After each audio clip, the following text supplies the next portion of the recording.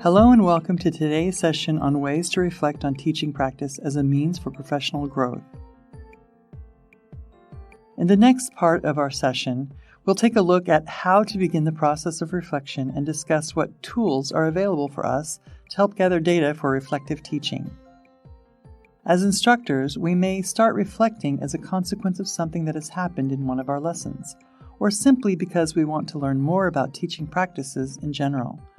For example, in our observations, we may want to focus on how we encourage students to participate more often, or how to deal with particular classroom management issues, such as inattentive students. Whatever the reason, the first phase of reflective teaching is to collect information about what happens in class and then examine and assess it. There are several ways to collect this information about our students and our teaching. A simple way is through a journal or a teaching diary. Questions we can ask ourselves may relate to the attainment of our teaching objectives. These can include questions such as, did students learn what I taught in class? How did they show their understanding of the topic? When reflecting on materials and activities in the lesson, we can ask ourselves, were the materials I used engaging enough for all students? What kind of activities did I use? Were they carried out in pairs or groups? Regarding the students themselves, we might also ask ourselves, were my students on task, doing what they were meant to be doing? If not, why not? What happened? Classroom management questions might cover, did I give clear instructions? Was the pace and the length of the lesson appropriate? Were there enough opportunities for everyone to answer? Why? Why not? And so our teaching diary can be in the form of questions we need to answer, or simply running a commentary of what has happened in class, where we write down some valid observations, albeit good or bad, which may need some attention in future lesson planning. Self-reports are another way of gathering information on our students for eventual lesson improvement. This could be in the form of a table where we only need to tick something off or even add comments. An example of this is the following.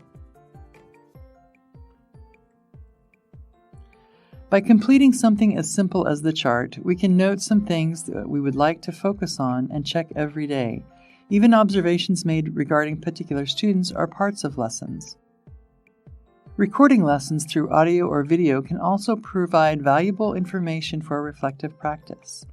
When we're in the process of teaching, it is difficult to identify all areas that need attention. But if we record our lessons, we can go back and review what has happened in class. Audio recordings can be used to identify interaction patterns in the class. For example, we can focus on how much speaking we do versus how much our students do. We can listen to see if our instructions are clear and concise, or if we allow students time to answer questions.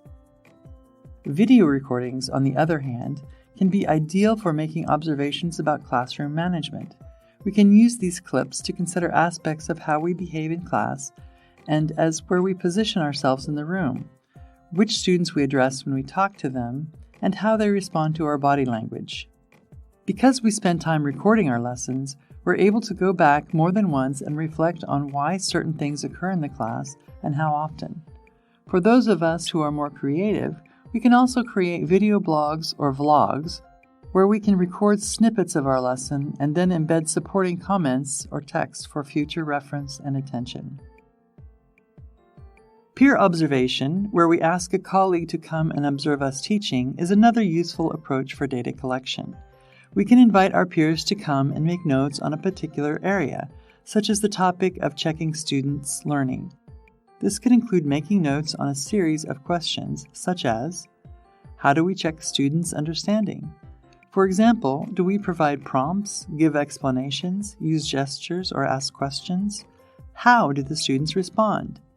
Is it a verbal answer? Do they move into groups? Do they check their answers? What do we check? Is it a topic or a methodology? Why do we check? Is it for clarification, to establish meaning, or to establish comprehension before continuing on to the next stage? All these observations can definitely help us develop as teachers as we adapt our teaching to address these areas of interest. What is of note is that not only is teacher feedback useful, but also student feedback. It is not uncommon to ask students for their perspectives about what is happening in the classroom. Their opinions can often add a different dimension and provide valuable points of view. Student perceptions can be collated by means of simple surveys or learning diaries. If necessary, they can be anonymous so our learners can speak their true thoughts without any kind of possible repercussion. Now, what happens once we have recorded and collected enough information about our lessons?